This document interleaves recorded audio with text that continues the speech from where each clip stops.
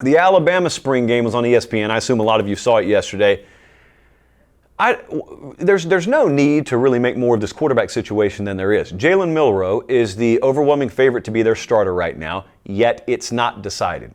So that means Ty Simpson had his moments yesterday. Anytime you've got a new staff and a new offense in there, I just don't assume anything. Milroe, I would pencil in as their starter right now, but I don't assume anything. I still won't. I have no clue what could happen between now and fall. If I had $10 in my pocket, I'd overwhelmingly bet it on Milroe. The other thing is, there's virtually no chance all four of those guys, plus Cade Carruth, but to a more serious degree, all four of those guys are going to remain on this roster. If they do, hats off to them. But it's very, very impractical these days to see four quality guys on a roster at the quarterback position. It's the dream of every staff. Most of them admit they just want two good ones. The big boys want 3 or 4 if they can get them, but man, that's 2015 logic. 2024, you're just hoping to hold on to 2 of them. So Milroe, Ty Simpson, Dylan Lonergan can be a very good football player. Austin Mack's not going anywhere because he just transferred in there, but they got an underrated good quarterback room there. It's just, there's no like Caleb Williams-esque star. Jalen Milroe is the closest thing to that. Ty Simpson was very, very heralded out of high school. We'll see. We'll see. In other words, I don't think anything yesterday forwarded or reversed my opinion on that. The grass sucked. I don't know what in the world the excuse was there, but the grass did not meet standard.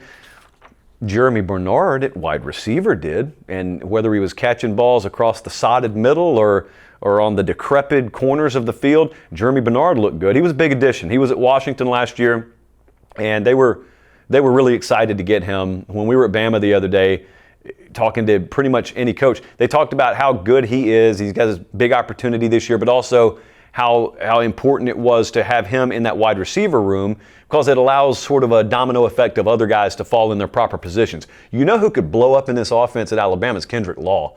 Kendrick Law is a guy who was recruited there. I think he was a 4-star guy, and he just kind of blends into the Bama scene, and you're used to them having a lot of good players, and he's there. But then you have this big change.